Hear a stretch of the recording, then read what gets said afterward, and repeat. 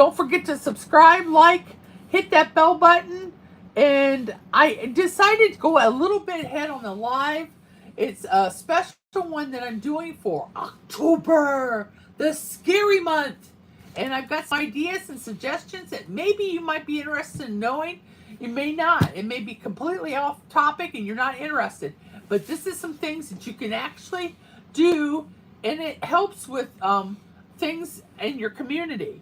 I like to do Halloween walks and events, and I usually do it for fundraising. One year I did it at an old school that actually still had a coal chute, and it looked like a dungeon. The school had a dungeon in it, and I got people from the community, and they came in and they decorated it, and they put on the costumes, and we had people come in, and I stood right at the door in a rocking chair, rocking back and forth, and telling a story, a spooky story to it, and people watched, and then they would take a walk all through this school, and they had people at different stages, and it scared them. It scared them that they actually, a couple of them came back twice because they liked it so well. My stories never stayed the same. I like to tell different stories to capture the scare in a person, the fear in a person, and each one of the rooms was set up designated for those scares. So it's kind of neat. Over the years, I've collected decorations. Oh my gosh. I have decorations of costumes. I've got decorations of masks. I've got all kinds of scary issues such as like Pinhead, Chucky, Friday the 13th. I've got mutilated feet, hands that it looks like they're bloody stuff, fingers, fingernails, flashlights. I collect ropes of all sizes and plastic knives. I basically look for things. One, I got lucky and found a grave site of an actual skeleton coming out of the ground, so you could set something up like that.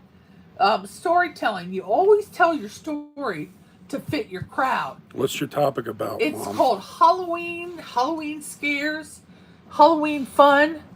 And I always look for some clearance things, but I always look for things that's going to scare a person.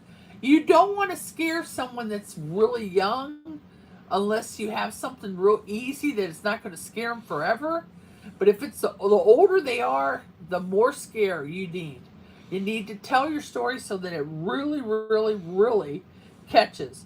My dad owned a forest, and I would put cobwebs around the forest, and I would have different designated spots in the forest, and I called it the Scary Forest Walk.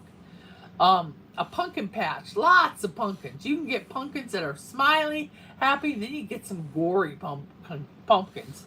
You can have pumpkins that are really. What's your favorite memories of haunted walks, Mama? Just taking them for walks along, these paths. It could be where I give them a rope and tell them to hang on to the rope, and then I would lead them on there. One time I was in the forest with my younger nieces and nephews, and someone told a scary story, and it was so scary that we heard noises in the woods, and the first person to run out of that woods was me. I left all my nieces and nephews to survive on their own, and one of my cousins come walking out with his sleeping bag and stuff, and literally he was scared to death because they thought they heard someone in the woods, and here it was a setup to try to get us scared. And boy, I was the first one out of there. I didn't waste time. I left them to suffer. Hey, Mom, want to ask how are you? How am I? I'm fine. Like, just this is how are you, ma'am? Oh, I'm doing good. I'm sharing some of these things because I want you to know how much fun you can have with it. Like I said, I collect skeletons because I did teach health, and the skeletons was a very good part. So I had skeletons. We watch a lot of movies, and we always pick out themes like scary ones, like Friday the 13th. Can you think of any that we've watched? Oh, Chainsaw Massacre. We watched Jigsaw. We watched The Omen. We watched The Exorcist. We're a big scary movie family, and we're not. It takes a lot to scare us.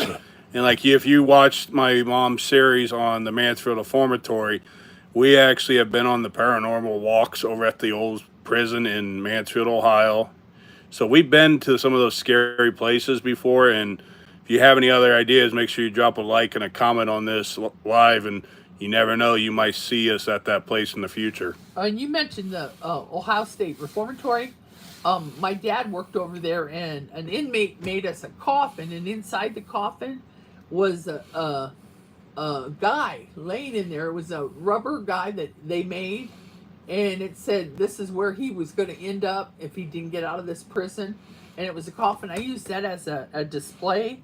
I had a coffin that I painted black, and I literally put a stuffed skeleton in there represented in the coffin. So I used those.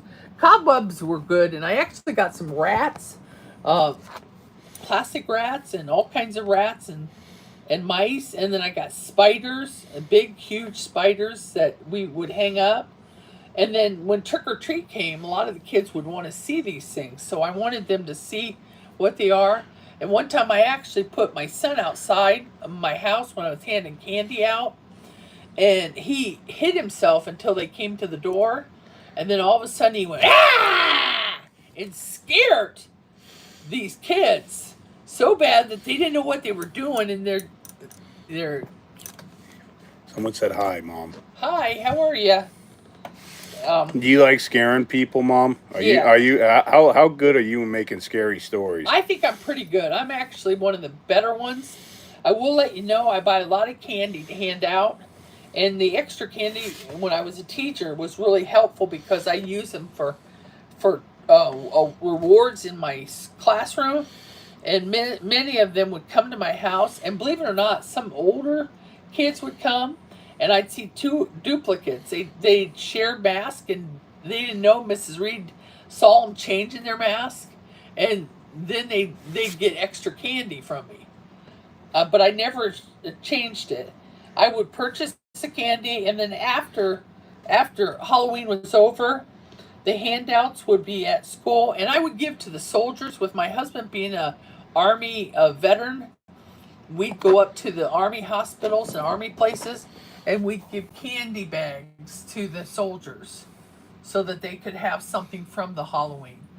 You want to create something that's going to mesmerize people. I will let you know we did a CFL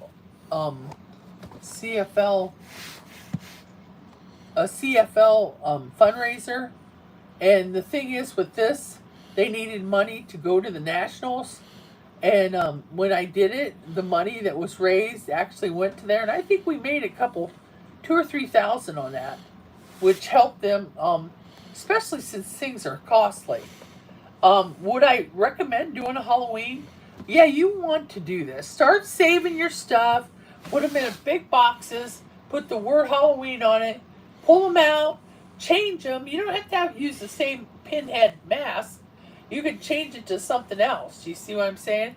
Save old clothes. Go to the Goodwill stores and pick out some really old vintage clothes that you know you can use. Now you're gonna have to make sure it fits the person that's wearing it, but you want to pick something out like that.